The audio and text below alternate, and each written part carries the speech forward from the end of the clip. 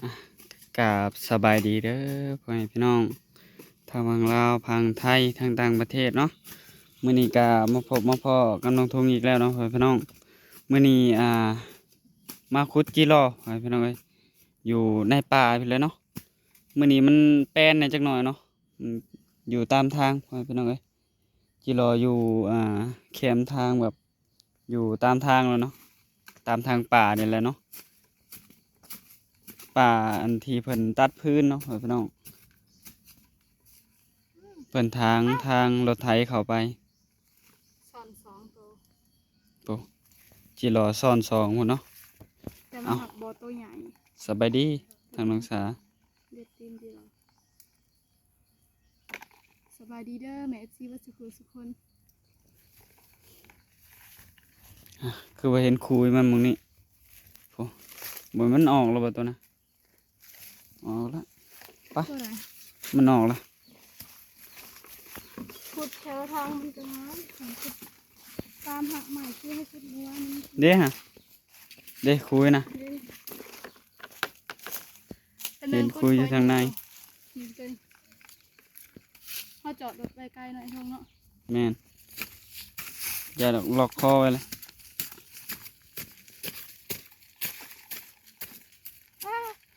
โถตื้นๆหนึงเนาะบริษมันหมักเสียมเบิ่งขุดเบิ่งก่อนเป็นเน้นอะโอ้ยมันนี่ว่ามันอยู่กับตัวนี้บ่ ซ่อนสองว่ะ ขุดลองเบิ่งน้ำมันจะบ่มีเพราะว่าเขาเห็นเล็กตัวน่ะนี่ฮะซ่อนสองตัว ว่าแล้วยามนี่ยามที่มันสิผสมพันธุ์ เดี๋ย แล้ว ว ไอ้ทองขุดแบบเดียวนะ ยามนี่ยามมันสิไข่แล้วยามสิมันอันซ้อนกันเลยซ้อนสองเลย ใช่หัว เด้ฮะ อันนี้บอก แม่นเห็นบ่ ออกแล้ว ออกแล้วแต่ว่าอีกคุยหนึ่งผมเด้ ข้างในบอก เด้ฮะ นี่นี่บอกนี่เด้มันออกเบิดเนาะ มันออกแล้ว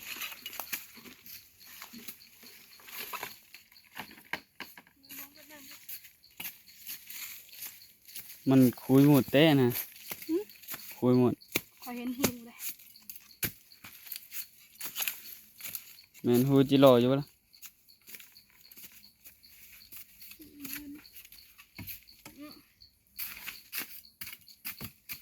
ทางข้างใหม่ได้ทุก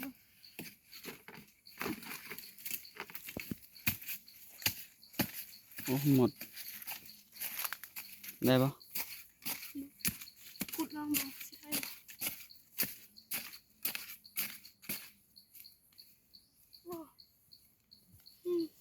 โอ้นี่ได้ได้ทองลองขุดก่อนยังบ่ทันขุดยันมันซ่อนกัน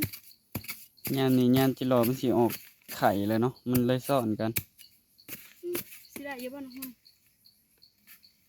อย่าจกเลยยานขี้เข็บมันงอด มันขุดลองบอกกันยันมันซ่อนกันนะทุก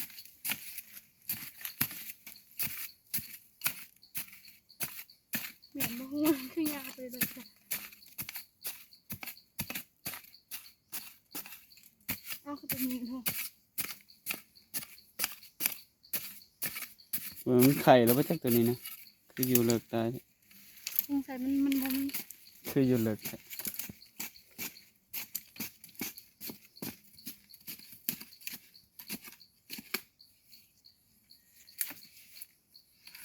ลองขุดลองดูว่ามันมีบอกเพราะว่าเห็นหวยติดกัน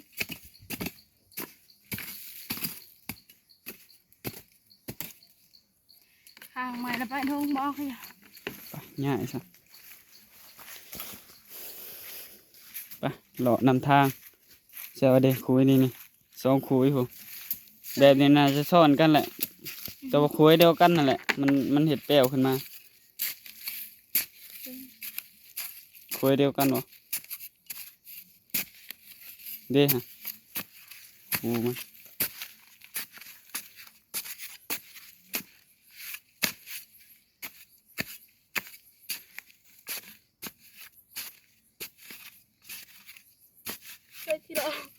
โอ้แยกกัน2คุยพุ่น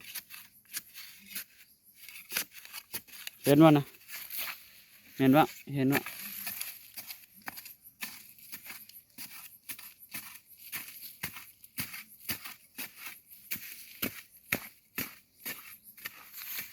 เจ้าไอ้โถควายมันหายไปเลยบ่มีควายนี่เป็นควายปลอม ควายปลอม อืม เด้นี่ออกมาเลยจิรอ ใช่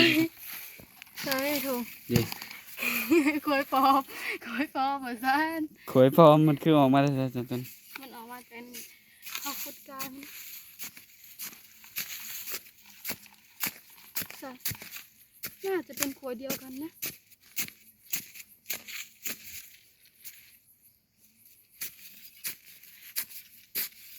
บ่เห็นแล้ว เด้เด้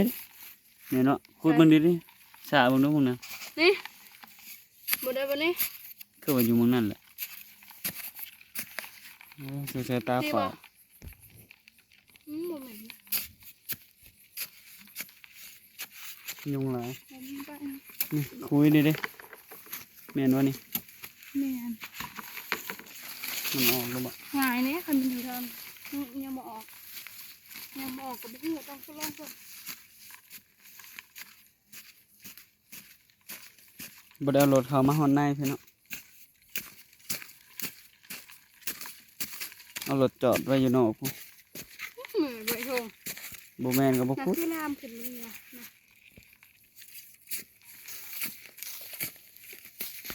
ไปย้าย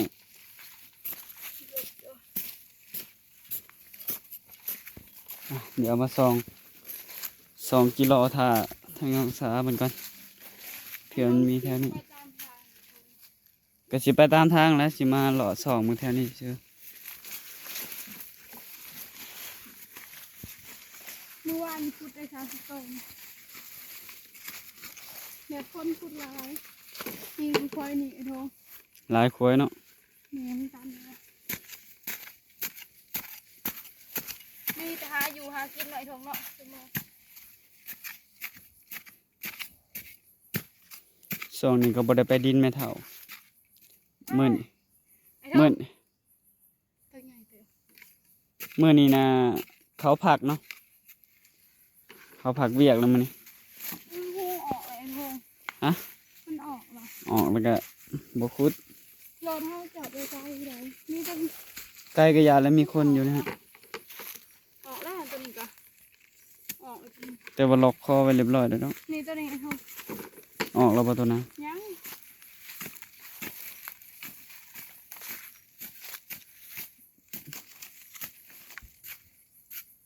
ซับเลยโทเกือบซับตัวแม่ซับแล้วไม่ต้องเกือบนะ ตัวผู้ตัวใหญ่ๆนะตัวแม่แล้วตัวน้อย ยังก็เป็นลายหูไอ้โทเนี่ย ๆลองขุดเบิ่งมันเถื่อมีตัวแม่น่ะอยู่เลิกกูหมู่ตัวแม่ขอมันเตรียมไข่แล้ว พี่ตัวนี้บักลายหูเห็นไหมโตเอียงลายหูแท้ มันแม่นจิหล่ออยู่แล้วบัด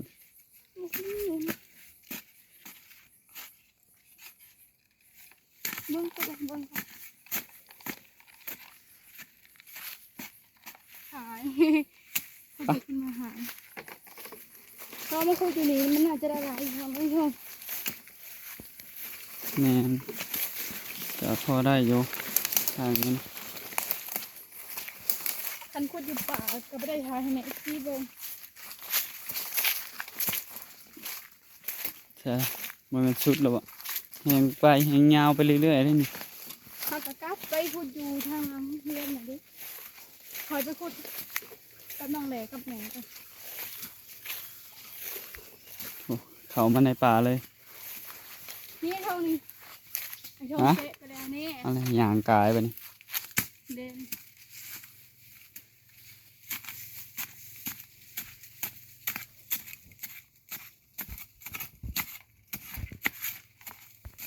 ตอนนี้ก็ เป็นแหง ทางช้าๆมันก็ถึงแล้วเนาะหันมาเอ้าเฮ็ดปวกตัวนี้นะ เอาค่อยดอกเดียว นี่ ดอก นะ เยว ดอกจูมก็มีนี่ใบไม้ปกอยู่นี่นะ สาย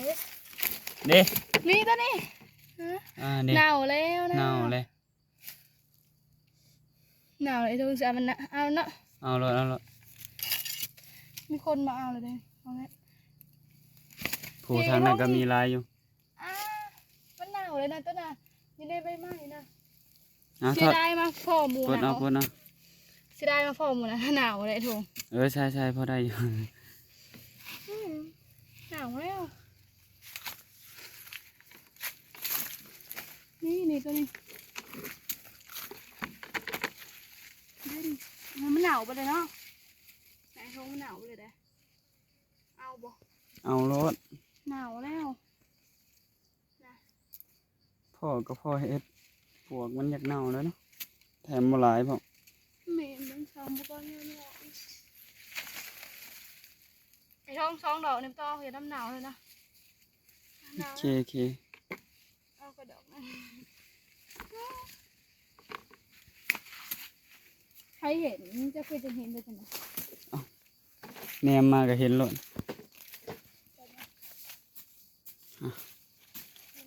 หมองนี้มีเห็ดปวกเนาะลองหลอกมันดีกว่ามันเถื่อมานเนาะพี่น้องเพราะว่าเห็ดปวกมันเริ่มเน่าเลย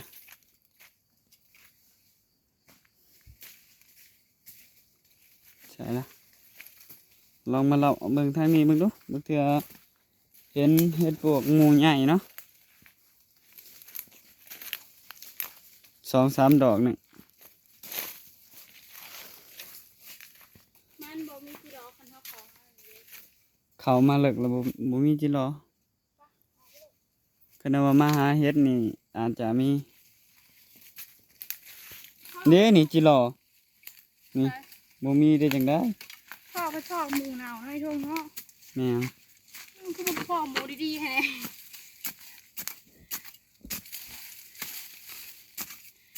เคยพอเถือเดียวเถือเป็นคนที่รอนะ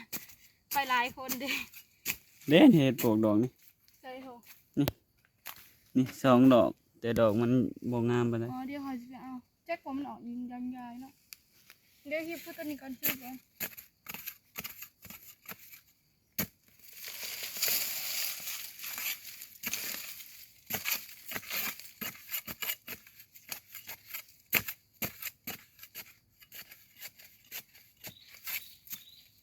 ถ้าหักใหม่เที่ยวสิมุนเบิดนี่แน่ทางน้องสากับประเด็ไปใช้ดอกของมันกระถางที่จะหาอยู่หากินไปแต่ละมื้อนี่แหละเฮ็ดหัวขอบมันนี่ทงฮะ โอ้โหคือกัน ลองว่าออกไปดูเป็นเด็กเหงาบ่ได้ถือทงยางมาได้ทง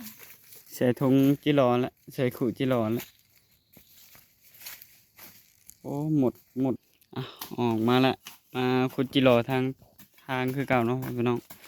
แต่ว่ามีหลายครัวอยู่แถวนี้จิรอนะ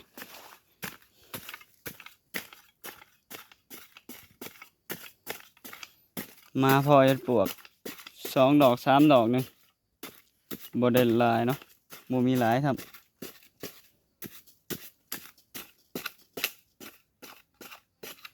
มาเมื่อวานนี่จักว่าพอดีว่าจัง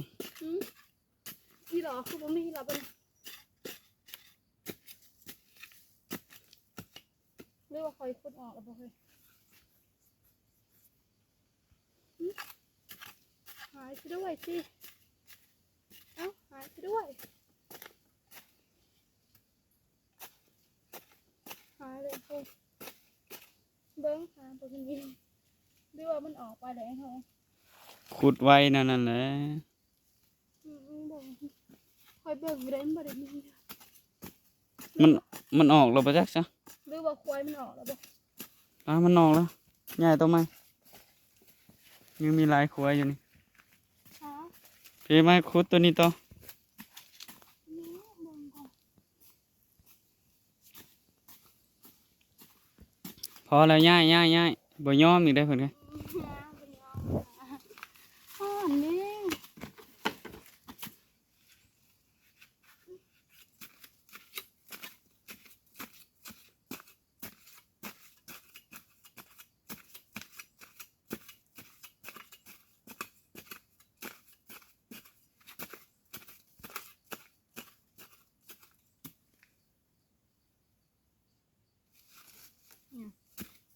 อนี่ก็เป็นนี่วะ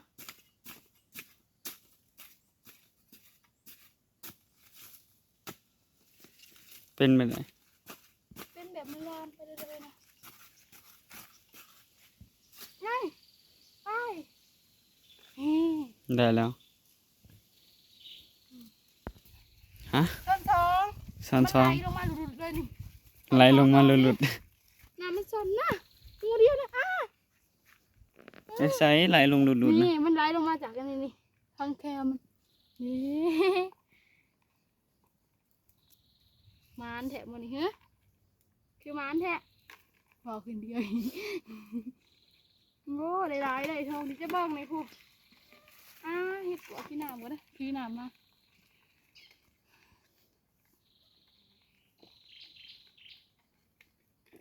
หอน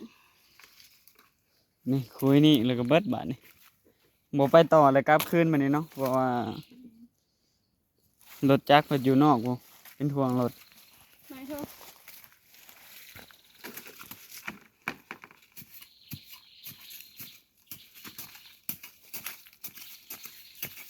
หมันแทะเจอซ้ำสองปุ๊บ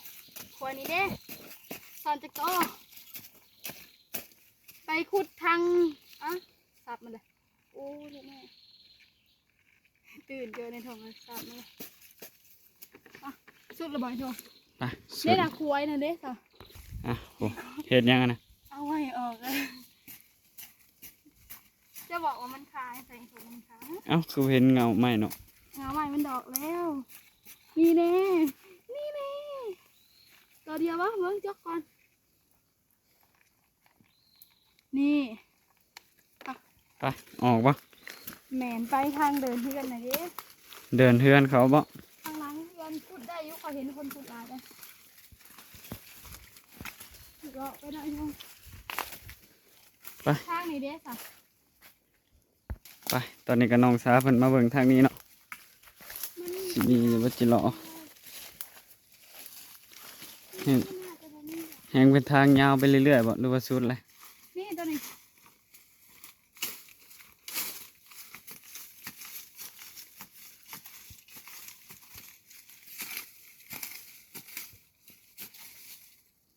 จุกจุกจกเบิ่งก่อน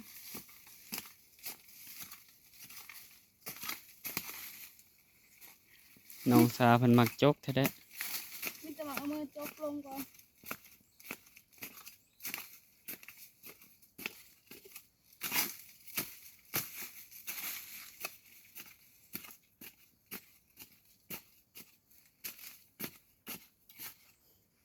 อีกอย่างเป็นอันนี้คือไปเห็นโตจิโร่จะเกลือเลยนี่เบิ้งจกเบิ้งก็เด้อเถิง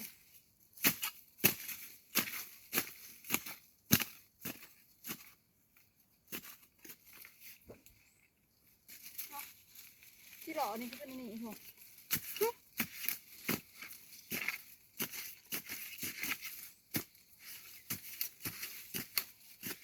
อยู่เลิกบ่ มันลามมันอะไรโอ๊ยมึงกูติกันบัดเดียวบอกฉันก็บอกเอา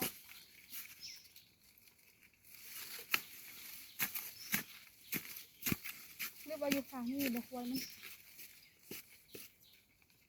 อยู่ข้างนี่อีหลีตื่นๆหนึ่ง เดี๋ยวออกไปทางใหม่เนาะบัดนี้โอเคเนาะ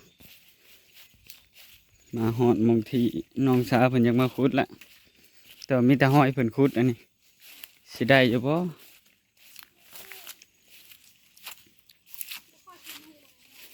มีคนพูดแล้วบ่มีที่หอมเอาสีมาห่อนดิตอนนั้นมันหกประเด็นมันเป็นขา ว่าแล้วเพิ่นทางเนาะ แล้วว่ามีคนมาอยู่หรือเปล่า ยังบ่มีใครมาอยู่ ถ้ามีคนมาอยู่นี่โอ้ก็เห็นเพิ่นแล้ว หาคุยซอยเพื่อนแค่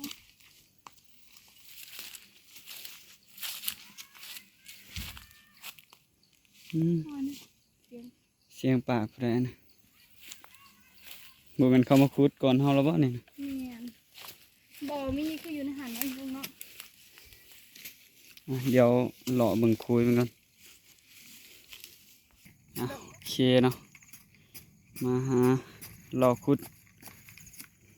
สิเลาะทางนี้บาดนี้ค่อยมีอีกทางใดสิพาเจ้าไปอยู่ทางกู ทางไหน สิไปบ่ล่ะ ทางไหนล่ะ ใกล้ๆอันหมองที่อันนั้นนะทางแวเฮือนนี่แหม่ได้สิพาไปคันอยากไปนะ แถวป่านะ มันเป็นทาง เป็นทางอยู่ แต่ก่อนข่อยก็เคยเข้าไปขุดแถวน้ำบักกะลายนี่ โอเคไปกับไป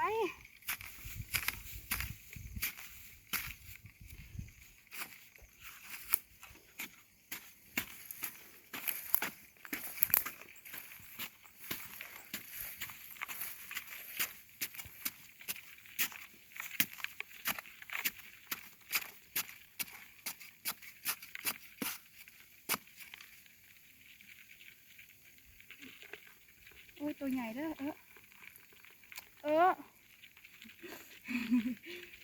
เฮ็ดดีเนาะ มันดิบมือนะ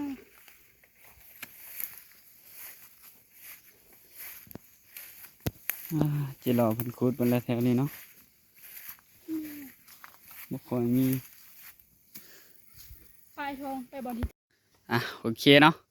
มาแล้วหมองที่อันเคยมาขุด แต่ว่า พูดเบิด คนขุดเบิดก่อนแล้ว ได้สนุก โอ้ได้ประมาณนี้เนาะพ่อแม่พี่น้องหลายอยู่พอได้กินต่อโอเคเนาะทางน้องสาก็สิได้เมื่อละบาดนี้ แมนทางน้องสากาสิได้จบคลิปไปเพียงที่ไปพบพ่อกันในคลิปหน้าเด้อกราบขอบคุณทางแม่ๆ FC เบิร์ดสุขุสุคนที่เบิ่งคลิปของน้องสาตั้งแต่จนจบที่บ่ขามโฆษณาทางน้องสาว่าผิดพลาดประการใดก็ต้องขอโทษขออภัยทางแม่ FC เบิร์ดสุขุสุคนทางน้องสาสิขอตัวลาไปเพียงเที่นี่ขอกล่าวคำว่าสบายดีสบายดีบ๊ายบาย บ๊ายบายสวัสดีเด้อพ่อแม่พี่น้องโอเคเนาะมาแล้วหมองที่อันเคยมาขุด แต่ว่า พูดเบิด คนขุดเบิดก่อนแล้ว ได้สนุก โอ้ได้ประมาณนี้เนาะพ่อแม่พี่น้องหลายอยู่พอได้กินต่อโอเคเนาะทางน้องสา